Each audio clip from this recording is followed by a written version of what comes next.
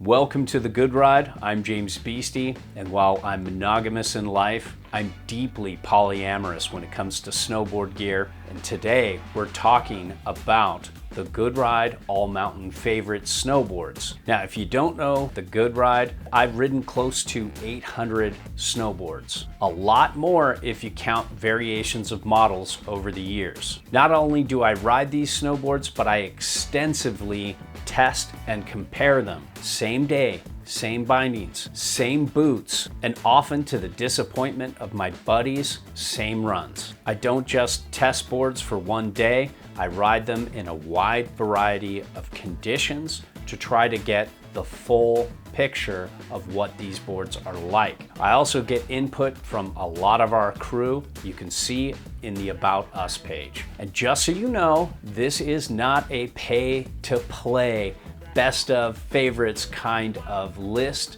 These boards earned their spot on this list by how they ride. I make my money through support from readers like yourself, so please help us in any way you see fit. Now, what is an all-mountain snowboard to us? Well, this is a true one-board quiver. It can set back in powder and give you more directional float, but on groomers, it can ride switch well to very well and give you more of a mountain freestyle ride. If you can only get one board and you want to do a little bit of everything, these are your best choices. So let's get to the list. The Korua Otto comes at a very reasonable price. It is not tapered, but pretty directional, has a much longer nose than tail, has a directional side cut, has directional camber, more early rise before the nose than the tail. It has a pretty good base, and it comes more in a mid-wide shape, but it is not for mid-wides only.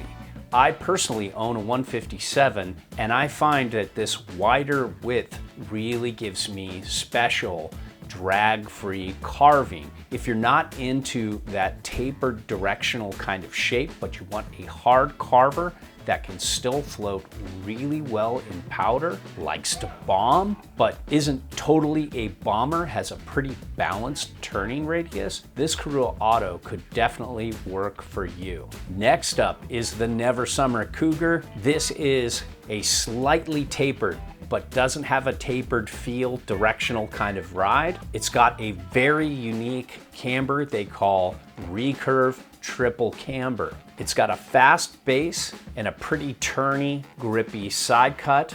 On groomers in powder, it's a little less turny, a little more big mountain straight line, but still overall a very versatile ride. I think this is the most underrated board in Never Summer's line. The main thing I love about this is it gives you the pop and spring of full camber, but with early rise, so you get a more forgiving, more floaty ride. The pop on an ollie or a spring out of the turn is exceptional, but yet it's not bucky and bouncy in uneven snow, and that's a brilliant combination. Next up is the Standard Uninc. This is more the mid-wide to wide guy's favorite, but it's a board I love to turn as well.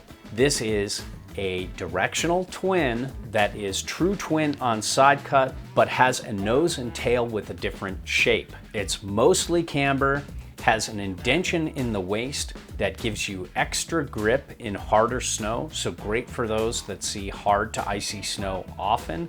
The only board better at that is the Basic Uninc on this list. What I love about this board is the setback inserts and a tail that's the same width as the nose, but as you get towards the tip of the tail, it really tapers in. So on groomers, feels like a true twin, but in powder, it almost feels like a tapered directional freeride board. So you get very good directional float and a very turny, fun feel in powder. I find myself recommending this to many people who are a 10 plus and looking for a very versatile, hard carving one board quiver. Next up is the Jones Frontier. It is a directional ride, but has no taper. It has a pretty moderate camber and a good bit of early rise with spoon nose in the tip and tail. This board often gets pigeonholed as a beginner intermediate ride,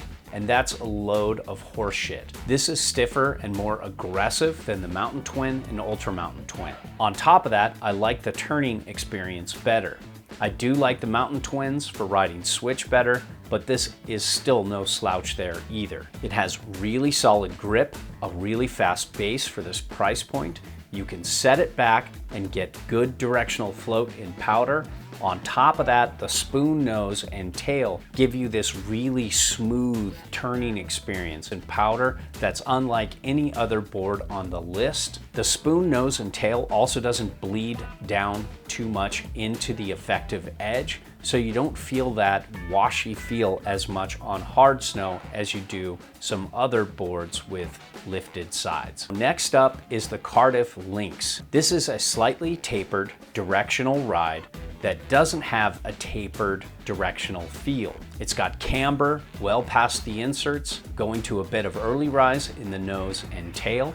It has a pretty fast base, really good grip in hard snow, even though it doesn't look like the side cut's that disrupted, is very good in all conditions, has a flex personality that isn't too poppy, but has some pop, and is very good in everything from hard micro bumpy snow to soft, wet, uneven snow. This looks like it's for mid-wide sized boots, but it rides narrower, and I had no problem turning the 159. I would thoroughly enjoy owning a 156. You can set this back and get very good directional float in powder. You don't feel that taper on groomers, but you do feel it a little bit in powder, and it helps. Next up is the Ride Shadowban. This and the Algorithm share the same shape and have the same sizing. They just have different construction. This is twinish to directional twin, has a longer nose than tail, a mellow camber between the feet, and then a good bit of early rise before the nose and tail. A little more on the nose than the tail though. It's very forgiving, easy to ride. It has decent pop. The Algorithm's a little more damp and takes a little more work to pop, but both are very poppy, fun rides for having such a mellow camber. What I really love about this board is its versatility. And like all the other boards here, this can ride centered like a mountain freestyle twin really well, but then has a good amount of setback on board for an all mountain board, so you can get easy directional float in powder. Next up is the Salomon Highpath. This has a slightly tapered directional shape that doesn't feel tapered at all. It's got a mostly camber profile and a pretty medium-ish flex that's a lot easier to butter than you would think. It's got great pop. It's a very versatile ride that you can set back and get directional float and powder, but it's really fun to center up and ride switch on groomers. It has pretty competent grip in all conditions, pretty good base glide, and the one thing that I think makes me like this board is that dynamic, poppy, flex personality. It reminds me of that same kind of flex technology that's in the very well-liked Salomon Dance Hall, an alternative freeride favorite. And like the Dance Hall, it can get a little bucky and bouncy in soft, wet, thick, uneven snow, but it does not get too cranky in hard micro bumpy snow, and it doesn't pass up that chatter into your joints like a lot of Salomon boards can do. And even though it can buck and bounce a little bit in soft snow, it's manageable. Now lastly is the Basic Uninc. It says it's full camber, but it's not. There's a good bit of early rise before the nose and a healthy bow of camber, going a decent amount past the inserts. This is an actual true twin. The tip and tail are the same shape. It is a centered stance. The only thing that keeps this in the all mountain list is the setback inserts, because you can use those in powder to get very good directional float. This comes in a narrower width for normal sizing, but also comes in wides that fit more mid-wide boot sizes. This has a very disrupted side cut that can feel a little grabby in soft snow, but grips so well in hard snow It's a great board, but I wouldn't just call it a hard snow favorite. It's a great board for going out and treating the mountain like a park. Setting this up centered, you have a true twin. It butters easy, it pops very well, but when you set it back in powder, you get very good directional float, and that's what separates this from most mountain freestyle twins. They can't set back in powder. So there's our favorite all mountain list for 2024. There are a lot of great all mountain boards out there. So if yours isn't on the list, it can still be your favorite. Check out our snowboard reviews page on the Good Ride. Use our comparison tool, our sorts and filters to see if you can find an all mountain board that's right for you.